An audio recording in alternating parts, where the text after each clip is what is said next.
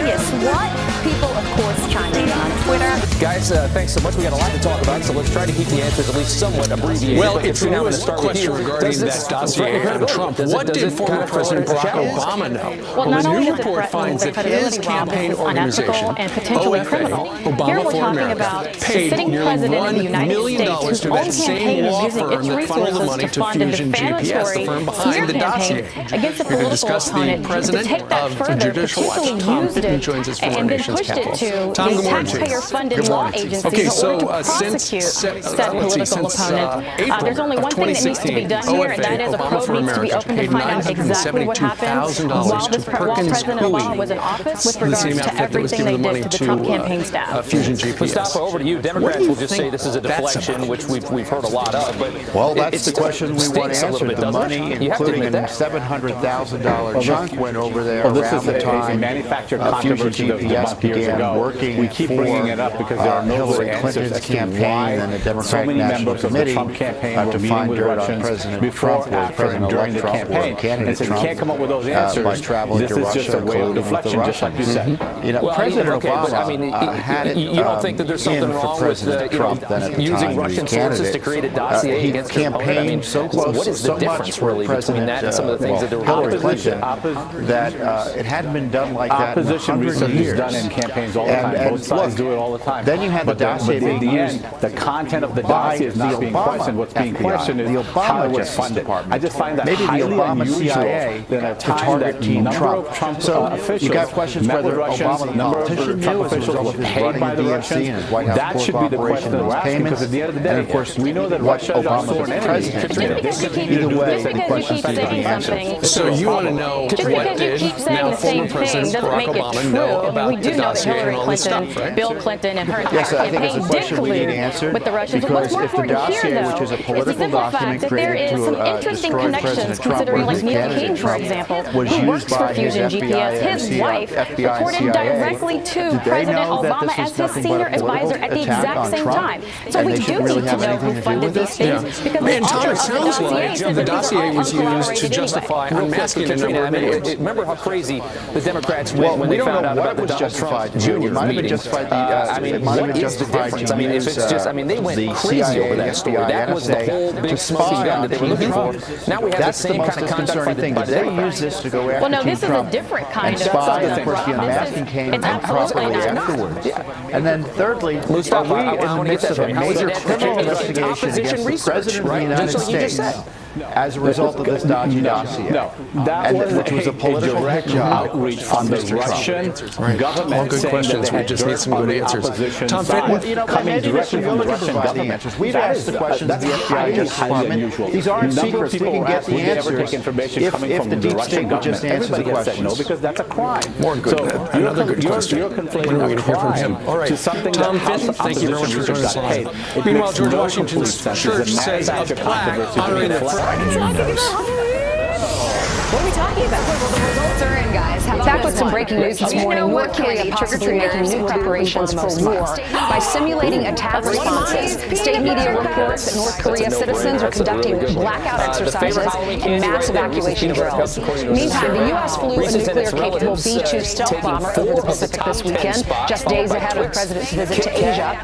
And another alert. Spain at a boiling point after stripping Catalonia of its governing powers. The ousted pro-independence president could be arrested if he shows up for work, but he doesn't seem to mind posting this photo from inside Parliament online. If he's found guilty of rebellion, he could spend 30 years behind bars. Brian? All right, Ainsley. President Trump warned of what could happen if we keep erasing history. This week it's Robert E. Lee. I noticed that Stonewall Jackson's coming down. I wonder, is it George Washington next week? And is it Thomas Jefferson the week after? You know, you really do have to ask yourself, where does it stop? Oh, man, was he ahead of his time? And now it's happening. A historic church in Virginia, where George Washington frequented. He worshiped there. They will remove a memorial plaque honoring him because it makes some members feel unwelcome. But where do we draw the line? Here to debate, Fox News contributor David Webb, along with journalist, radio talk show host Jamila Bey. Jamila, is this a good move? Fewer and fewer Americans. Well, let's be real. Fewer and fewer Americans are religious at all, Christian at all. 30% of Americans under 30 don't go to church anymore. This church needs to make sure it keeps its pews filled, rather. And if by removing the plaque of George Washington, it makes everybody feel happy and comfortable and gets those coffers filled, that's what they're going to do. It's their right to choose it. David, should we lose our founding father to make everybody happy? Sure, you know what? Let's do it. Let's just make Jamila happy. By the way, those numbers have nothing to do with the issue. A historic Virginia church where George Washington worshipped has announced it will remove a plaque honoring our first president. History, the church issuing this statement explaining the plaques in our sanctuary make some in our presence feel unsafe or unwelcome. Some visitors and guests who worship with us choose not to return. The question is, what do we draw the line on this? We've seen this with the Confederate statues, and now we're moving on to the founding fathers. We'll stand and protest together. New York City Councilman Joe Borelli. I mean, when you talk to people, when you see the surveys, with Confederate monuments, there's a little bit more leeway, but when it came to the founding fathers and scrubbing them because they owned slaves, people were roundly against this. It's about history and nothing else. And for those that are offended by a plaque somewhere in a church, there's going to be something that offends you about the church in general. So you would best leave the church, period, because of the history of religion. And Jamel, I would also say this. I understand you're not wanting to set people, and no one in this generation supported it. And protest against mosques and Muslim slave owners. I would happily do that. And the army is all too eager to see. Here's the story. Just a second. Here's the thing. You'd be the army of one, believe me. No one's going to a mosque to protest Mohammedan slavery.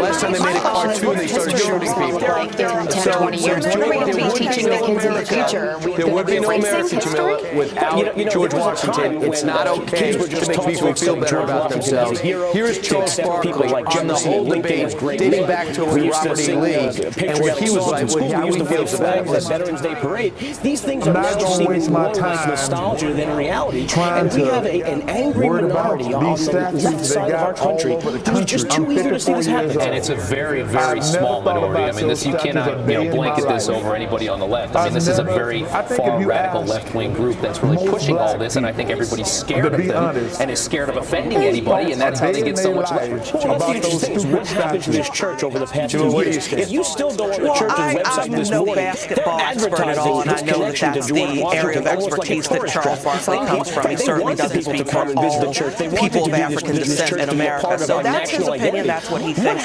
I'm not 54 years old, so I don't have the length of time to think about these statues. To be honest, I think that this is one little tiny church in Alexandria, Virginia. They decide that they want to remove a plaque from their pew. And it's where he sat. It's not erasing history. It's one church making a decision about the I don't even know if I say erasing, maybe editing history. No, if you look at the country, I don't see the point here. I think that this is but if you look at the history of the church, this is someone who the point of this is that in telling history, we have to be accurate. In telling history, for instance, you stated in the past when it comes to the church and the civil rights that humans did the work and the church was not really part of that. The church keeps African Americans, as you put it, in mental slavery. That's your opinion. Charles Barkley's entitled his opinion. I'm entitled to mine, so is every other American. But the fact is that we have the perpetually pissed off in this country running around and to apply their logic. And if you support, yes or no, Jamila Rabbit, do you support gay rights? Yes or no? Hey, Jillian. I guess I haven't really thought about it. Okay, so for those in our history who opposed gay marriage at one point, then they should be removed from the public square applying the logic of the perpetually pissed off. And that would include Martin Luther King Jr. and Barack Obama. Because at one time they were against gay marriage. At what point do we leave history where it is? Because we are not static as a society. There's evolution, there's time and milieu, and when the protesters go back to Africa where blacks also sold slaves, protest everybody equally or not at all, but the hypocrisy is clear to most rational Americans. If we're going to talk about African slavery versus the peculiar institution that was chattel slavery in the U.S., those are two completely different things. Who sold the slaves, Jamila? And that is, there were a lot of, let's look at England, let's look at France, let's look at Portugal, let's look at Did blacks sell slaves? Did blacks own slaves in America? A census in America had blacks owning 3,500 slaves down in Louisiana at one time. Either you apply your logic across the board, or the fact is your logic is not applied. This is a complete distraction from the point. A church has every right to take a plaque out of its pew. If we want to talk about chattel slavery in the U.S. and the systemic disenfranchisement that continues to exist because at 3/5 the labor of a white person, I and those those from whom I'm descended were even considered. Thanks so much. I don't feel disenfranchised, and I don't feel Thanks so much. Evidence to show Quiet down. All right, we'll have to move you out. Ready? I'm 100%. Sorry, I'd have to come to that. Great debate. The problem with removing his plaque, it's George Washington's church. It's not just any church. It's where he was. All right, meanwhile, straight ahead, switching gears, a bizarre scene on the racetrack. A NASCAR fan tries to pick a fight with one of the drivers, and nearly every Houston Texans football player takes a knee during the national anthem, but this time they were protesting their owners. And on a happy note, happy birthday to first daughter Ivanka Trump. She's 36 years old. It's involved in Opdivo clinical trials. During our relationship with Russia, but he was head of the FBI. So I'm not calling out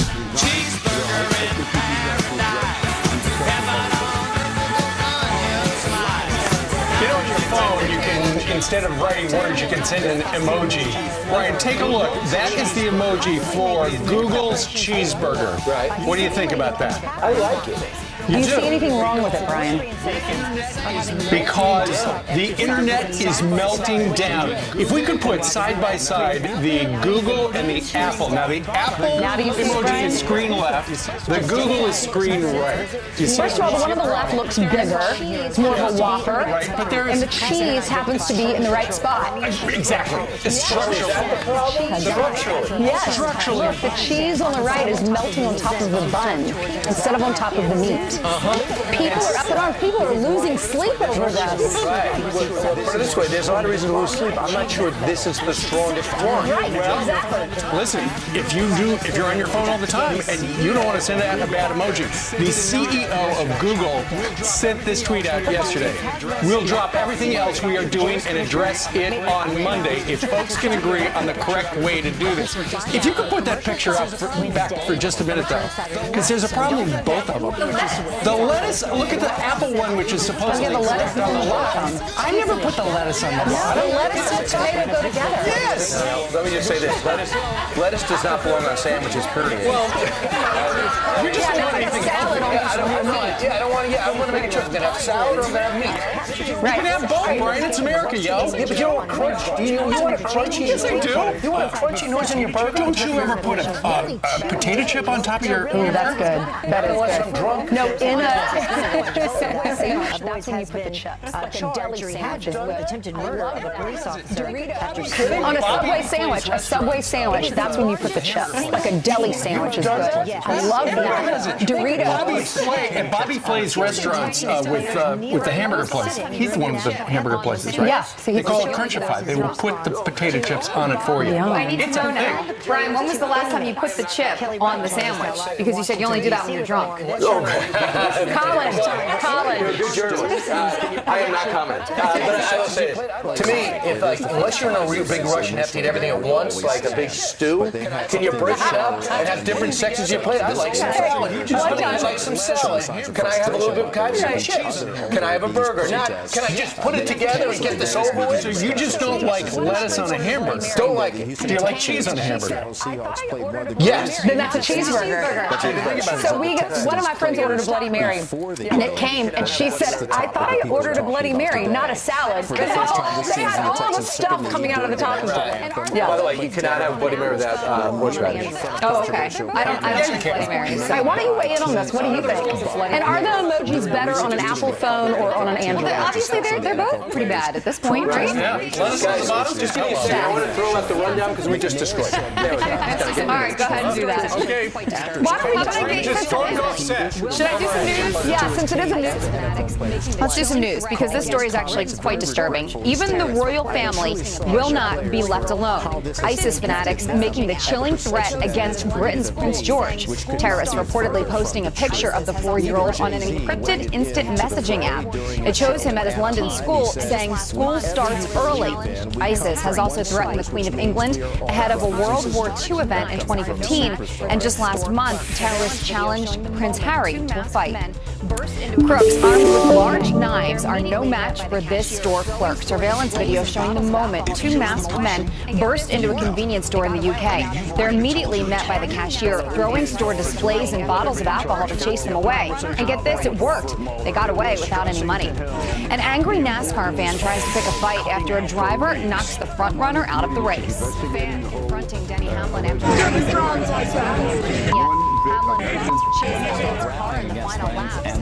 confronting Denny Hamlin after the race at Martinsville Speedway in Virginia.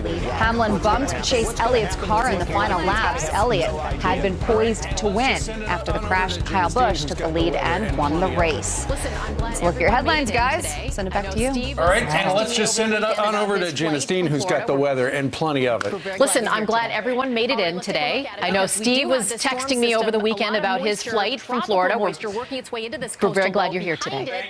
All right, let's take a look at it because we do have this storm system, a lot of moisture, tropical moisture working its way into this coastal low. Behind it, we're actually seeing some very gusty winds and some snow in the forecast. So this is going to cause massive delays across the Northeast and then that ripple effect across much of the country because if you've got delays in the Northeast, you know that there's going to be problems over the rest of the U.S. as well. So here's your future radar. We say goodbye to the system. On the back side of it, some lake effect snow and some rain, but otherwise as we get into tomorrow, a better forecast. For now, though, wind gusts anywhere from 25 to 30, even 48 miles per hour across Portland. A very, very significant storm system with wind advisories in effect for millions of folks. So even if you're not experiencing the rain, the wind could knock you down. Also, it could knock down some power lines as well. We have hundreds of thousands of folks without power this morning because of this storm system. All right, glad everybody's here today. Hope you're safe at home as well. Thank you very much. Back to you. And Brian, the wind knocked out the power in your house. Do you have the power back yet?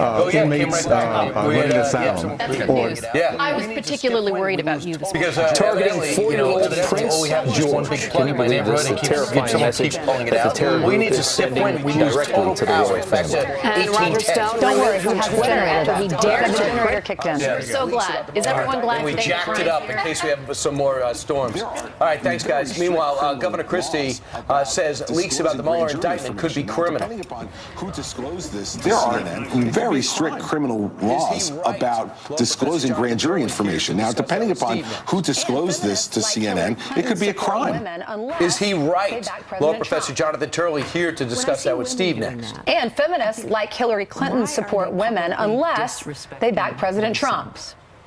When I see women doing that, I think, why are they publicly disrespecting themselves? One conservative woman has a powerful message for those liberal feminists. Coming up.